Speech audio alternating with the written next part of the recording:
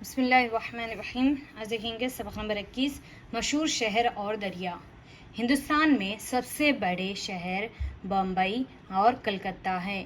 بمبئی پچھم میں اور کلکتہ پورب میں سمندر کے کنارے پر ہے۔ وہاں سے دوسرے ملکوں کے ساتھ سودا گری ہوتی ہے۔ روزمرہ جہاز آتے جاتے ہیں۔ لاہور، دلی، آگرہ، الہ آباد اور بنارس بھی بڑے شہر ہیں۔ دلی اس ملک کی پرانی راجدھانی ہے۔ ہریدوار، الہ آباد، بنارس گنگا کے کنارے اور متھرا جمنا کے کنارے تیرتھ گاہ ہے۔ گنگا اور جمنا ہندوستان کے بیچ میں ہے۔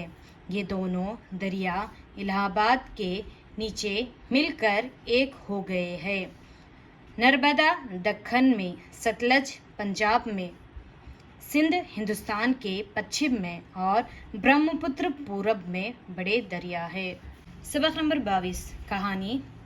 ایک عورت نے اپنے بچے کو روٹی کا ٹکڑا کھانے کے واسطے دیا۔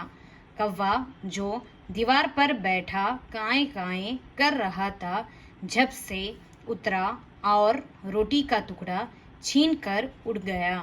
بچہ رونے چلانے لگا۔ عورت بچے کا بلبلانا سن کر یہ کہتی ہوئی دوڑی، کیسا کمبخت لالچی دغا باز جانور ہے۔ کوے نے جواب دیا کہ جو آدمی اپنے بھائیوں کا مال دغا و فریب یا چوری سے کھاتے ہیں، پہلے ان کو برا کہو، وہ تو مجھ سے بھی زیادہ برے ہیں۔ اوروں کی بری بات تو بھاتی نہیں تم کو، پر اپنی برائی نظر آتی نہیں تم کو۔ سبق نمبر 23، بسم اللہ الرحمن الرحیم۔ بدن کے حصے اور ان کے نام۔ خدا نے ہم کو 2 آنکھیں دی ہیں جن سے چیزوں کی رنگت اور شکل نظر آتی ہے۔ خدا نے ہم کو 2 کان دیے جن سے آواز سنائی دیتی ہے۔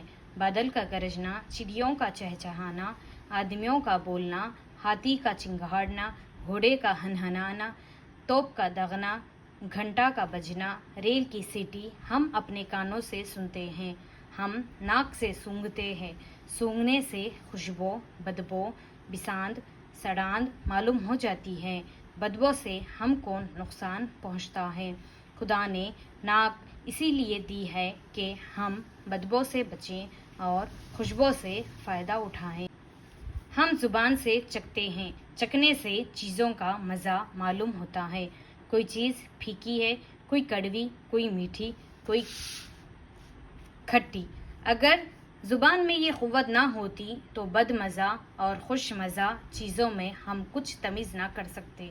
خدا نے ہم کو کیا اچھے 2 ہاتھ دیے ہیں جن سے چیزوں کو چھوتے، ٹٹولتے، پکڑتے، اٹھاتے، پھینکتے، اچھالتے ہیں۔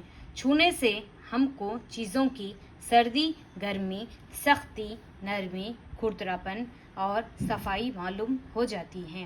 ہم اپنے ہاتھوں سے کھانا کھاتے، کپڑا بنتے اور گھر بناتے ہیں۔ انگلیوں سے ہم سیتے اور لکھتے ہیں۔ ناخن سے کھجلاتے اور گرہ کھولتے ہیں۔ خدا نے ہم کو 2 پاؤں دیے ہیں۔ ہم پاؤں پر سیدھے کھڑے ہو جاتے ہیں، چلتے ہیں، دوڑتے ہیں، کودتے ہیں۔ خدا نے ہمارا سر سیدھا اور اونچا بنایا ہے اور جانوروں کی طرح جھکا ہوا نہیں۔